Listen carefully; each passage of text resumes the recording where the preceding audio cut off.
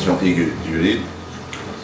Donc, comme définition, la rétention aiguë d'urine se définit par l'impossibilité brutale, totale et surtout douloureuse d'uriner, ce qu'on appelle pisser ou mourir.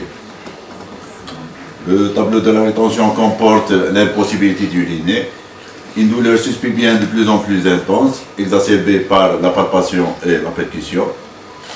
Le besoin impérieux d'uriner douloureux et n'aboutissant au maximum qu'à l'émission de quelques gouttes d'urine. Il faut savoir que la rétention traduit souvent la présence d'un obstacle sous la vessie, empêchant l'évacuation d'urine. Le diagnostic est facile sur les constatations cliniques de globe vésical. Le drainage vésical s'impose en urgence, soit par sondage vésical, soit par cathétérisme suspubien. Autre cause, à part l'obstacle sous-vésical, c'est l'altération de la commande neurologique et défaut de contraction vésicale. Le diagnostic, on commence toujours par un interrogatoire et un examen physique, mais il faut qu'elle soit rapide parce que le malade est là très mal. Donc l'interrogatoire recherche les éléments susceptibles de déclencher une rétention, les antécédents urologiques, donc on cherche les épisodes antérieurs de rétention. La notion, est-ce que le malade était déjà suivi pour un adénome de la prostate ou cancer de la prostate ou une sténose urétrale. Notion de résection endorétrale pour prostate ou tumeur de vessie, ou notion d'une infection urinaire ou une prostatite. On cherche aussi les signes associés, la dysurie, la pollacurie, les brûlures mictionnelles, l'hyperthermie, les frissons et l'hématurie. On cherche aussi les antécédents neurologiques du malade. Neurologique, est-ce que le malade est glycémidulaire, est-ce qu'il a une sclérose en plaques ou spina bifida, est-ce qu'il a la maladie de Parkinson ou de neuropathie diabétique. La notion de traitement en cours, est-ce que le malade prend des médicaments qui peuvent induire une rétention d'urine tels que les anticholinergiques et les atropiniques, ou des médicaments qui peuvent gêner le traitement, notamment les antiagrégants plaquettaires, les antivitaminiques et l'héparine, qui contre-indiquent la mise en place de cathéters suspubiens. L'examen physique du patient qui se présente aux urgences souvent dans un état algique, anxieux et agité, avec une envie impérieuse d'uriner assez caractéristique. Lors de la palpation, on trouve un globe vésical donc qui est reconnu facilement chez un sujet longiligne par une voussure à convexité supérieure, une matité suspubienne douloureuse, cette douleur qui est exacerbée par la palpation et la percussion de ce globe. Le toucher rectal est impératif, il est indispensable pour déceler une pathologie urologique. Lors d'une prostatite, le toucher rectal est douloureux. En cas d'un adénome de la prostate, on trouve une augmentation symétrique du volume de la prostate qui est régulière et élastique. En cas de cancer de la prostate, le toucher est la prostatite asymétrique et de dureté pierreuse. Et on peut même trouver des causes non urologiques telles que le ficalome. L'examen des organes génitaux externes est indispensable aussi à la recherche d'une phimosis serrée, d'une sténose demi-urétrale, une orchiépididymite, parfois associée à une prostatite. Cas particulier chez les patients qui ont un problème de douleur, donc les diabétiques et les traumatisés du rachis.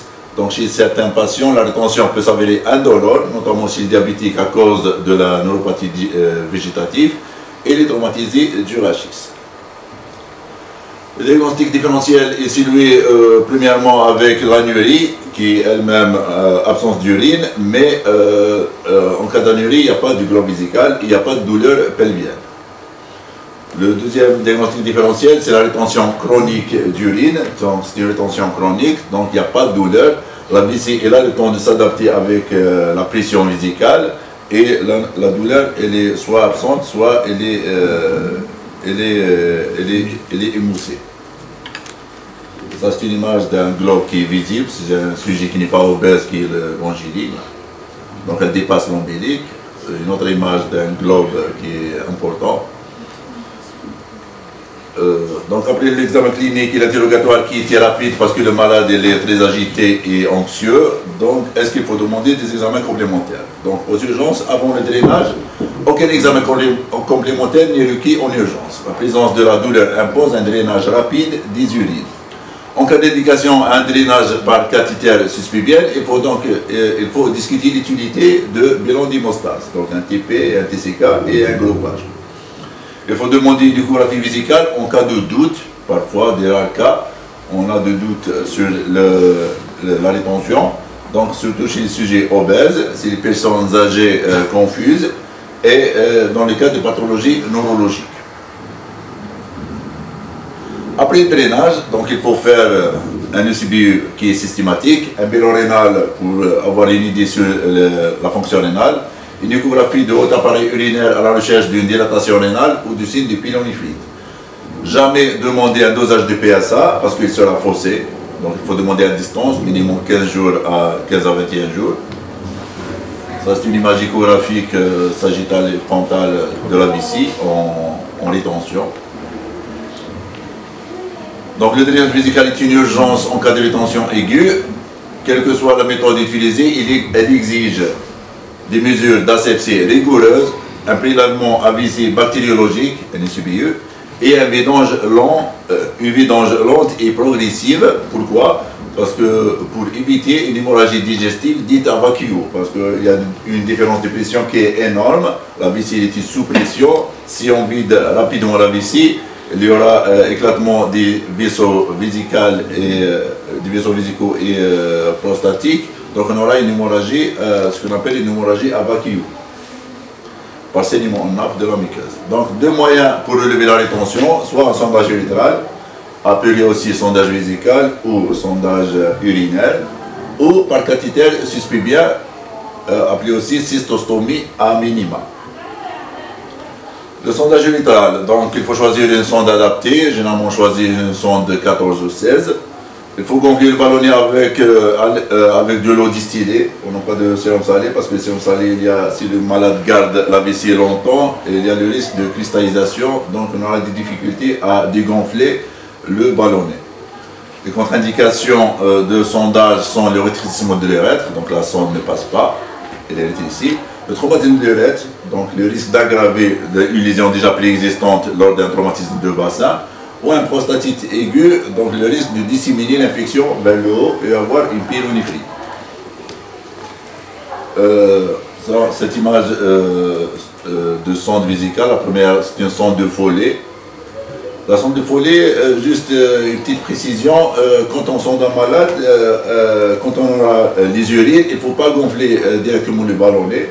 Comme vous voyez, il y a les œillets de la sonde, puis le ballonnet il est quelques centimètres après. Donc il faut progresser la sonde quelques centimètres, 3 ou 4 centimètres, pour s'assurer de ne pas gonfler le ballonnet dans l'urètre, pour ne pas avoir un traumatisme, un saignement important.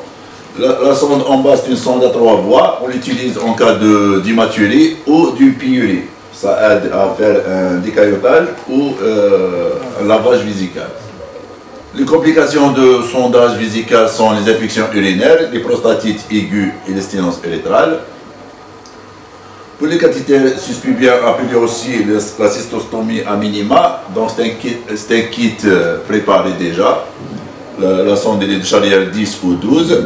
Les contre-indications de ce cathétérisme sont l'absence du globe vésical. Donc si nous ne sommes pas sûrs qu'il y a un globe, donc il faut éviter parce qu'il y a un risque de blesser les onces intestinales.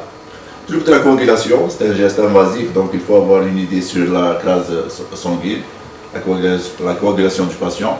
Tumeur de vessie, parce qu'il y a un risque de dissémination, c'est une tumeur T1 2 avec le cathétérisme, ça devient d'emblée T4. Et la parotomie sous-ombilicale à cause de l'interposition des onces entre la vessie et la paroi abdominale. Et le pontage vasculaire suspubien à cause de la cellulite qui peut être provoquée par le cathétérisme. Ça c'est une image sur le cathéter suspubien, comment il faut faire. Ça c'est la technique, donc à 2 travers de doigts de la symphyse pubienne sur la ligne médiane. Donc première étape c'est d'infiltrer à l'aide du xylocaïne, donc après avoir bien sûr badigeonné à l'aide de bétadine, donc infiltré à l'aide de xylocaïne plomb par plomb jusqu'à la vessie. Puis on introduit à 2 travers de doigts de la symphyse pubienne le trocar, jusqu'à la vessie. Quand la vessie est remplie, donc elle refoule le péritoine et les anses vers le haut. Donc ce geste il est fait à l'aveuglette, sans échographie.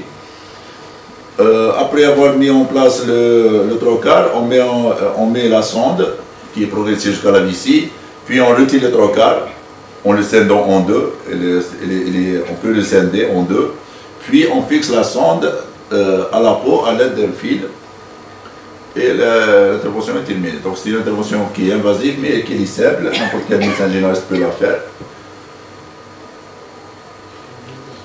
Ça c'est une autre image. Ça c'était l'image définitive après avoir changé le kit avec une sonde urinaire normale. Donc après le trajet est constitué, donc on peut cathétériser facilement la cystostomie et mettre une sonde vésicale normale. Les indications. Toujours on opte pour le sondage vésical, sauf contre-indication. Donc s'il y a une contre-indication en sondage vésical, on passe au cathétérisme suspubien. Surveillance après drainage, donc après avoir drainé les urines, il faut vider, comme on l'a dit déjà, progressivement la vessie. Attention au syndrome de l'oubli d'obstacle, parce que déjà le malade va perdre beaucoup d'éléments, beaucoup de potassium, de calcium et de sodium. Donc il faut penser à récupérer tout ça. L'asepsie, il faut que les deux gestes soient faits dans l'asepsie rigoureuse. Surtout pour le sondage vésical, il faut qu'il soit un sondage clos. Qu'est-ce que ça veut dire sondage clos? Il faut toujours adapter le collecteur à la sonde vésicale avant de sonder, pour éviter les infections. Poche à changer tous les 15 jours, poche fixée sur la cuisse ou les mollets. Sonde à changer tous les 4 à 6 semaines et respecter l'hygiène dans les urines. Donc, chez les malades sondés, donc à partir du premier jour, chaque jour, il a 10% de chance d'avoir une infection. Donc, à partir du 10e jour de sondage, toujours les CBI est positif. Donc, ne pas chercher à traiter les malades qui ont une sonde à demeure s'ils ne sont pas symptomatiques. S'il n'y a pas de symptomatologie, il n'y a pas de brûlure mictionnelle, il n'y a pas de fièvre, il n'y a pas de symptomatologie infectieuse, il faut laisser respecter l'hygiène dans les urines. Donc après avoir soulagé le patient, on passe au bilan étiologique. Pourquoi le malade a fait une rétention? Donc on refait l'interrogatoire qui sera minutieux et très appuyé, puis un examen clinique complet, registre de la tension artérielle, de la température, recherche des œdèmes de membres inférieurs, examen neurologique complet, surtout du périnée, et un examen centré sur l'appareil urinaire. Et après l'examen physique, on demande l'examen biologique. Donc le CBU, ionogramme pour la fonction rénale et uricléa, et PSA en fonction du contexte. Si c'est un homme, il faut demander PSA parce que les pathologies prostatiques dominent la scène. La radiologie, donc l'échographie, elle est demandée systématiquement, c'est l'examen de première intention, mais pour la TDL, sera en fonction de l'orientation diagnostique. L'examen urodynamique aussi, donc si on suspecte une vessie, une origine neurologique, vessie neurologique ou autre. La cystoscopie en cas d'hématurie. Au terme de ce bilan, plusieurs étiologies sont possibles. Chez l'homme, donc les étiologies sont dominées par les problèmes prostatiques, l'adénoprostatique en tête, cancer de la prostate évoluée, prostatite surtout aiguë, maladie du col vésical, sténose de l'urètre, rupture de l'urètre traumatique et phimosis serrée. Chez les femmes, c'est la sténose du méa, les fibromes du col ou du corps utérin, tumeur pelvienne maligne ou bénigne par envahissement, prolapsus génital et rétroversion de l'utérus gravide. Chez l'enfant, chez les garçons, c'est la valve de l'urètre postérieure, chez les nouveau-nés, phimosis serrée ou sténose congénitale. Chez la fille, prolapsus de l'urétérocèle. L'urétérocèle, c'est une dilatation pseudokystique de la terminaison de l'utère. Quand il est énorme, donc elle comprime la vessie et l'urètre et sera à l'origine d'une rétention. Ou hématocolpose. Pour les deux sexes, donc les causes urologiques sont soit caillots sanguins, soit calculs, soit corps étranger. Tumeur vésicale, tumeur de l'urètre. Les causes neurologiques sont les scléroses en plaques, les méningites, la poliomyélite, la neuropathie diabétique ou alcoolique, le traumatisme rachidien, zona ou herpès. Les causes médicamenteuses, on incrimine les morphiniques, l'atropiniques, neuroleptiques, les alpha-stimulants et les anesthésiques. Autre, ficalome, tumeur rectale et l'hématome périnéal. Et je vous remercie.